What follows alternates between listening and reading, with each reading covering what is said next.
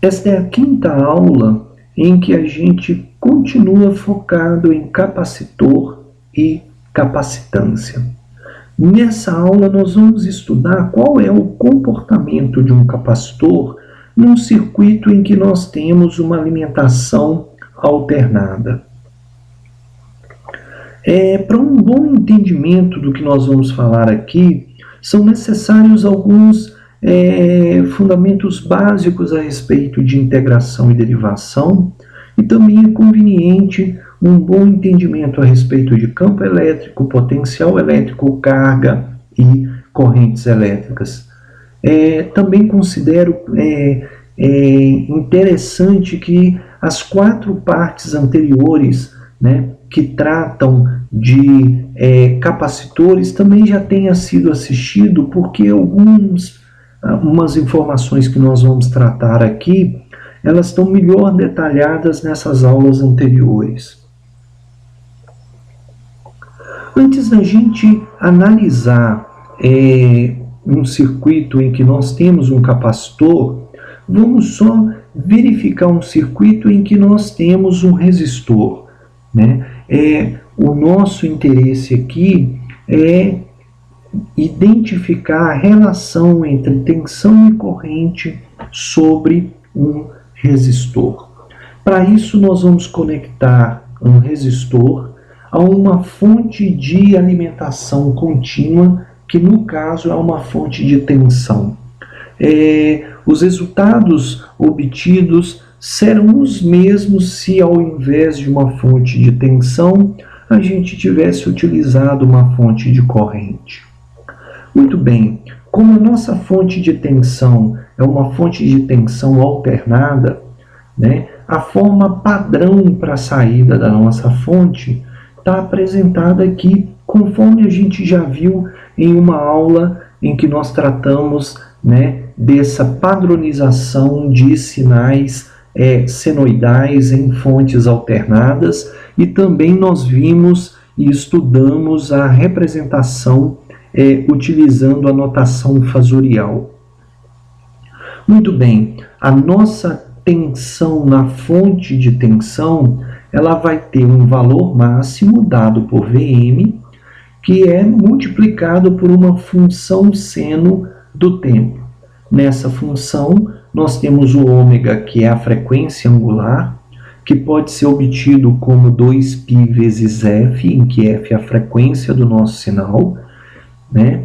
Ou 2π sobre t, em que t é o período da nossa função senoidal, e o φ é o ângulo de fase da nossa senoide. Tá? Nós estamos representando essa senoide em amarelo no desenho, nessa parte inferior esquerda desse slide, né? Quando, né, nesse caso, nós estamos assumindo o φ igual a 0, ou seja, quando o φ, o tempo é 0 e o ângulo de fase é 0, a nossa senoide vai ser 0. Então, para um ângulo de φ igual a 0, a nossa função de tensão passa, né, pelo valor 0 quando o tempo é igual a 0. Tá? Para valores de ângulos de fase diferentes, a nossa tensão, né, pode assumir valores diferentes em t igual a 0. Muito bem. Neste caso, de um circuito em que nós temos apenas uma fonte de alimentação e um resistor conectados em série, o que vai acontecer é que a tensão nos terminais do resistor é exatamente a tensão na fonte de alimentação. E a corrente através do resistor vai ser o quê? A tensão dividida pela resistência. No caso, a tensão é uma senoide. Então, nós vamos ter uma senoide dividido pela resistência. Né? Então, o que vai acontecer? A nossa corrente no resistor também vai ser uma senoide que tem a mesma frequência angular e o mesmo ângulo φ que a tensão de alimentação, que é a tensão nos terminais do resistor. Tá? a razão entre a máxima tensão e a resistência nos fornece a máxima corrente possível neste nosso circuito. Nessa transparência, o que eu fiz foi destacar a forma de onda da tensão sobre o resistor e a corrente sobre o resistor. O que a gente pode ver é que o ângulo de fase nas duas senoides é exatamente igual.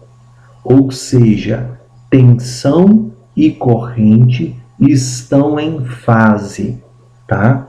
Isso quer dizer o quê? Se a gente analisar as curvas no domínio do tempo, quando a tensão passa por zero, a senoide da corrente também passa por zero. Quando a tensão sobre o resistor é máxima, a corrente sobre o resistor vai ser máxima, tá? Quando a tensão no resistor assume o máximo valor negativo, a corrente assume também o máximo valor negativo. Numa representação fasorial, o fasor corrente sobre o resistor, ou através do resistor, e a tensão nos terminais do resistor são dois fasores paralelos com o mesmo ângulo de fase. Então, o importante para nós é que tensão e corrente no resistor sempre estarão em fase, né? Ou seja, quando um é máximo, o outro é máximo. Quando um é zero, o outro é zero. E isso vai se refletir tanto nos gráficos quanto nos diagramas fasoriais. Muito bem, agora vamos analisar um circuito em que nós temos um capacitor, né? Vamos utilizar a mesma estrutura, só que agora, ao invés da gente ter um resistor, nós temos um capacitor, né? A fonte de alimentação tem a mesma forma, ou seja, uma onda senoidal, e a tensão nos terminais do capacitor vai ser a tensão da fonte de alimentação. Aqui eu estou chamando de VC, a tensão nos terminais do capacitor. Muito bem, nós já vimos em aulas anteriores que a corrente num capacitor é igual à capacitância desse capacitor vezes a variação, a derivada da tensão nos terminais do capacitor em função do tempo. Então, nós só vamos ter corrente fluindo para o capacitor se nós tivermos variação na diferença de potencial, na tensão no capacitor. Muito bem, no nosso caso nós temos, que a tensão no capacitor é a mesma tensão fornecida pela fonte, então basta a gente efetuar a derivada da função da tensão na fonte. O Vm é uma constante, pode sair da derivada. A derivada do seno é um cosseno, então derivada de seno ômega-t mais φ vai ser cosseno de ômega-t mais φ, mais a derivada do interior aqui da nossa função seno, que vai ser ômega. Então, a corrente no capacitor, ela vai ser o ômega, que é 2πf, vezes a capacitância, vezes o valor máximo da tensão nos terminais do capacitor, vezes uma função cosseno. Para a gente ter tanto tensão quanto corrente em função de seno, a gente aplicou uma propriedade trigonométrica, que nos diz que o cosseno de um ângulo é igual ao seno deste ângulo mais 90 graus. Tá? Com isso, na última linha, nós temos que a corrente é uma função senoidal, cujo valor máximo, o Im, é ômega-c vezes Vm, e a senoide da corrente está adiantada em 90 graus com relação à tensão nos terminais do capacitor. E isso fica bem visível quando a gente coloca as duas equações lado a lado, tá? Então a gente pode observar que a corrente num capacitor, né, sempre vai estar 90 graus adiantada com relação ao ângulo de fase da tensão nos terminais do capacitor. E isso vai se refletir tanto na representação gráfica de tensão e corrente no capacitor, quanto no diagrama fasorial. Tá? Então, neste caso, o que a gente vai ter? Quando a tensão no capacitor, né, é zero, né, a corrente ou vai ter o máximo valor positivo ou máximo valor negativo. Ou seja, num capacitor, ao contrário do que nós vimos para o resistor, tensão e corrente nunca estão em fase. A corrente no capacitor sempre vai estar adiantada em 90 graus com relação à tensão. E isso também acaba se refletindo no diagrama fasorial do nosso capacitor. Tá? Então isso é uma primeira informação de extrema importância para nós. Num resistor, tensão e corrente no resistor sempre estão em fase. Num capacitor, a corrente sempre vai estar 90 graus adiantada com relação à tensão nos terminais do capacitor. Muito bem, conforme nós vimos, né, a corrente máxima no capacitor é dada por ômega vezes a capacitância vezes a tensão máxima. E aí a gente pode definir uma outra grandeza que é a chamada reatância capacitiva. A reatância capacitiva é o grau de dificuldade que um capacitor oferece à passagem de corrente. Mas a gente só fala em reatância quando a gente tem alimentação alternada no nosso circuito. Então, quando a gente estava trabalhando com circuito puramente resistivo, a gente definiu a resistência, que é o grau de oposição que um resistor oferece à passagem de corrente elétrica. Tá? A resistência ela vale tanto para sinais contínuos quanto para sinais alternados. Né? A reatância ela só faz sentido a gente utilizar o conceito quando a gente está trabalhando com sinais alternados. Daqui a pouquinho eu explico por quê. Tá? De qualquer forma, né, para um capacitor, a reatância cuja a letra padrão que nós vamos utilizar é o X, o C, o índice C, vai nos fazer referência que nós estamos falando da reatância de um capacitor, a reatância capacitiva, e ela é calculada como 1 sobre ômega C. Por que ela foi definida como 1 sobre ômega C? Se a gente substituir, né, na nossa equação de corrente no capacitor, nós vamos ver que, né, utilizando, né, a reatância, a corrente através de um capacitor vai ser tensão sobre reatância. Como a reatância também é uma oposição à passagem de corrente elétrica, o cálculo de corrente de um capacitor fica com um padrão parecido ao cálculo de corrente para um resistor. Só que para um resistor nós temos corrente igual a tensão sobre resistência. Resistência, grau de oposição que o resistor oferece a passagem de corrente elétrica.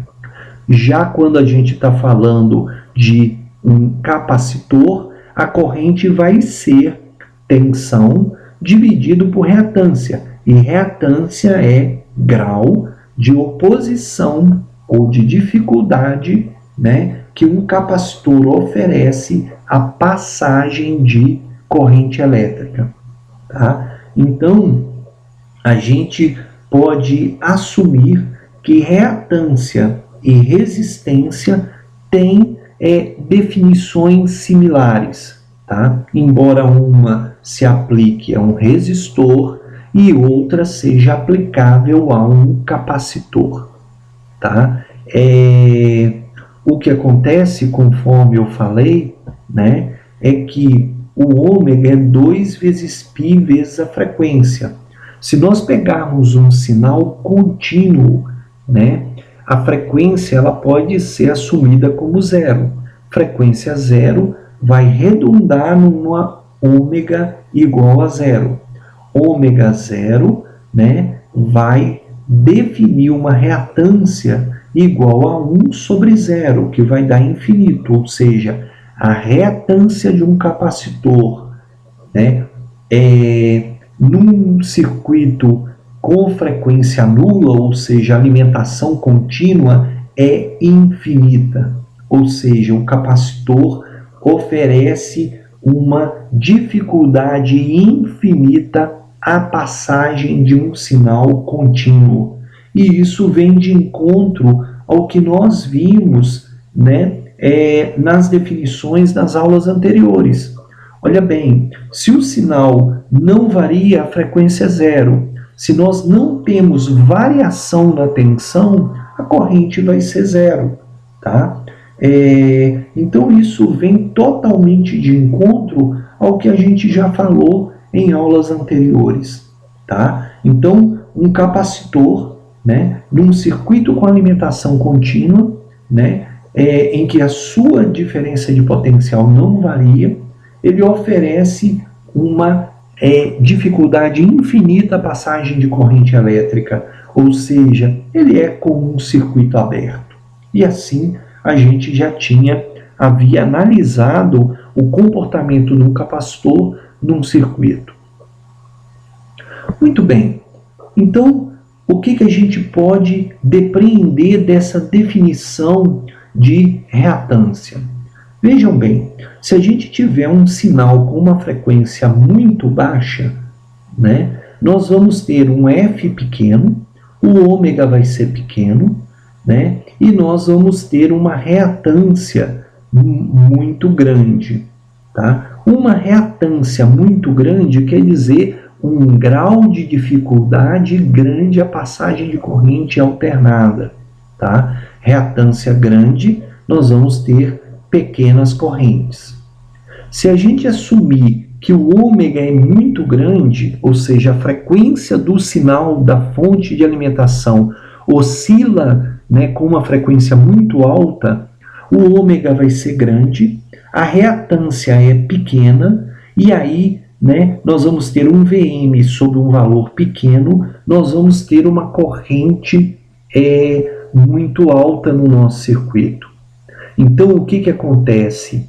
O grau de dificuldade que um capacitor oferece à passagem de corrente elétrica depende da frequência do sinal.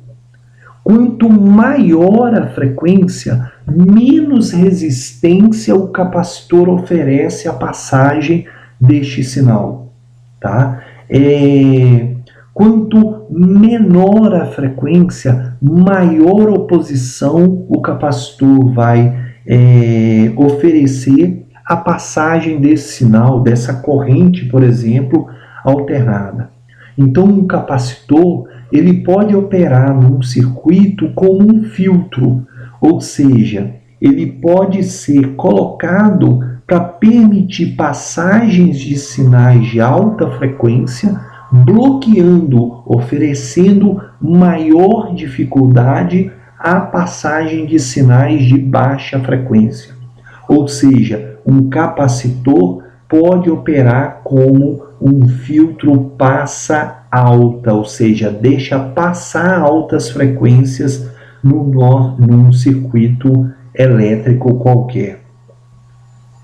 Tá? E aí, né, da mesma forma como para um resistor, né, a corrente num capacitor, ela pode ser definida como a razão entre a tensão nos terminais do capacitor e a sua reatância capacitiva. Tá? Então, é uma outra forma da gente calcular a corrente através de um capacitor. Lembrando que isso é muito similar ao que acontece no resistor. No resistor, corrente é igual a tensão sobre resistência. Resistência, dificuldade, grau de dificuldade, a passagem de corrente. Num capacitor, né, a corrente é a tensão nos terminais do capacitor sobre reatância, grau de oposição à passagem de corrente elétrica. Ok? Então, nós temos uma relação análoga, né, entre a resistência de um resistor e a reatância num capacitor. A única diferença é que a resistência ela não varia com a frequência e a reatância ela varia conforme a frequência. E para ilustrar isso, né, eu apresentei nessa transparência o resultado de o grau de atenuação de um mesmo sinal de entrada, ou seja, eu apliquei uma tensão que tem a mesma amplitude sobre um capacitor, né? E a única coisa que eu fiz variar foi a frequência do sinal de entrada. Lembrando que o ômega é 2π vezes f. Então, se o f é 0,1 Hz, o ômega vai ser 2 vezes π vezes 0,1. O que a gente acabou de falar é, quanto maior a frequência, menos resistência, né, nós temos a passagem de corrente elétrica. Então, a gente pode comparar aqui, em que nós temos a mesma fonte de alimentação, gerando sinais de mesma amplitude e de frequências diferentes. E aí, esse gráfico é o gráfico de corrente nesse capacitor. Tá? A corrente no capacitor ela vai ter menor atenuação para aquelas frequências mais altas. Então, o que acontece? Para uma frequência de 0,9 Hz, a corrente máxima no nosso circuito passa de 10 amperes, tanto no ciclo positivo quanto no ciclo negativo.